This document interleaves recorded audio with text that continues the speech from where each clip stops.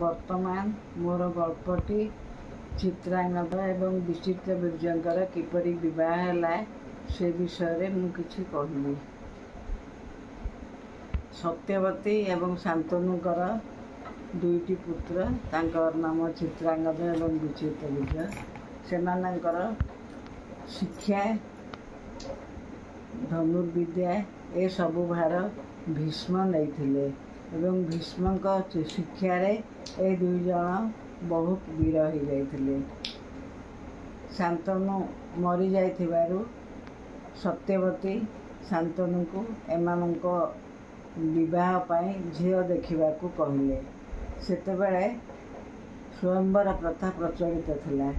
स्वयंवर बोले रजा झील माने जदि बाहा को तांकर बयस हो गले से माने विभिन्न राजारू रजा राजकुमार एवं रजा मानक डकौथिले।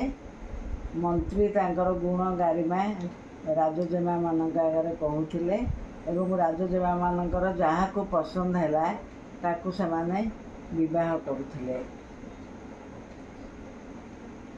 एहीपरि भीष्म शुणा पाइले काशी रजांकर तीन झील अंबा अंबिका अंबालिका ए तीन जनकर स्वयंवर होउछि। तेणु से सेठाकू जीवाकू ठीक कले एवं स्वयंवर दिन सेठारे जाई पहुँची गले। भीष्म को सेठारे देखी रजा माने परस्पर को चाही हसाहसी होउथिले कारण भीष्म तो चिरकुमार तेणु से किपरि बाहा हेबाकू आसिचंती। किंतु भीष्म सबु शुणी चुपचाप बसथांती। जेतेबेले राजकुमारी मानकर स्वयंवर पाई सबु ठिकणा हैला सेतेबेले भीष्म जेतेबेले कहले मु मो भाई मानक लगी झील मानू नबाकू आसी भाई मानू मोर ए राजजेमा माने बरणमाला दियंतु। सेतिकी बेले प्रबल विरोध है एवं युद्ध है। युद्धरे भीष्म को कौन के पारिबो तेणु सबु राजा माने हारीगले। भीष्म तीन झील को धरिकी हस्तिनापुर चलिले। बाटरे आसला बेले शल्य राजा शल्य तांकर बाट उगाड़े कहले एवं प्रबल युद्ध कले किंतु युद्धरे शल्य हारीगले। भीष्म एमानंकु तीन झील को लेकिन हस्तिनापुर पहुँचले।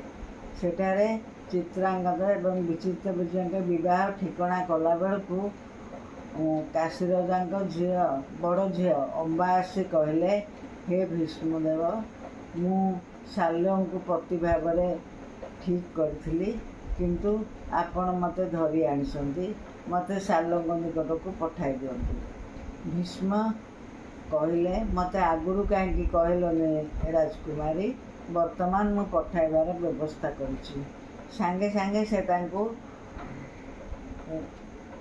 सैन्य सामंत एवं पालिंकी देई शाल्यों पाखु पठाइदेले।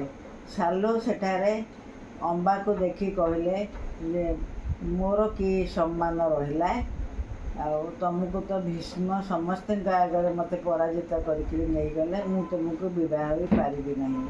अंबा कहले तुम्हें मत भल पाउथिल एवं मु तुमको भल पाउथिली तेणु तुम मत विवाह कर। अंबा कांदीबाकू लगिले तथापि शाल्य मना कले मु तुमको बाहाई पारिबिनी मोर सम्मान अच्छी कहीकि से अंबा को फेरई देले। अंबा कांदी कांदी आसिले भीष्म को कहले। भीष्म तांको लगी मन दुख कले।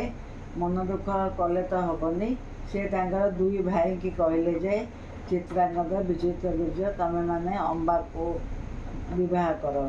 किंतु दुई भाई जाक कहले से तो अन्य पति बरिसंती आमे तांको विवाह करि पारिबु नहीं। एथिरे अंबा बहुत भांगी पड़िले एवं किछि भीष्म को कहले आपण मते विवाह करंतु। भीष्म कहले मु तो चिरकुमार मु तो प्रतिज्ञा करिछि मु तो विवाह करिबिनी मु तम लगे भारी दुखित। एथे अंबा बहुत भीष्म उपर रागिले तांको जोगु तांकर एमती अवस्था तेणु से भीष्म उपर प्रतिशोध नबाकू जाई तपस्या कले। तपस्या रे अंबा नदी की डेई आत्महत्या कले एवं भगवान तां कहले आर जन्म तू द्रुपद राजा झील ହେଇ ଜନ୍ମ ହେବୁ। ତୋ ନାଁ ହେବ ଶ୍ରୀଖଣ୍ଡୀ। ଆଉ ସେତେବେଳେ ତୁ ଭୀଷ୍ମକୁ ମାରିପାରିବୁ। ପ୍ରକୃତରେ ଶ୍ରୀଖଣ୍ଡୀଙ୍କ ଯୋଗୁଁ ଭୀଷ୍ମ ମରିଥିଲେ। ଅମ୍ବା ତାଙ୍କର ପ୍ରତିଶୋଧ ନେଇଥିଲେ। ମୁଁ ନେକ୍ସଟ ଷ୍ଟୋରିଟା କାଲି ଫେର କହିବି। ନମସ୍କାର। ଆପଣମାନେ ସମସ୍ତଙ୍କ ଅନୁରୋଧ, ମୋ ଗପଟି ଶୁଣି ଖୁସି ହେବେ ଏବଂ ସେୟାର କରିବେ। ବର୍ତ୍ତମାନ ମୋ ଗପଟି ଏତିକିରେ ରଖୁଛି।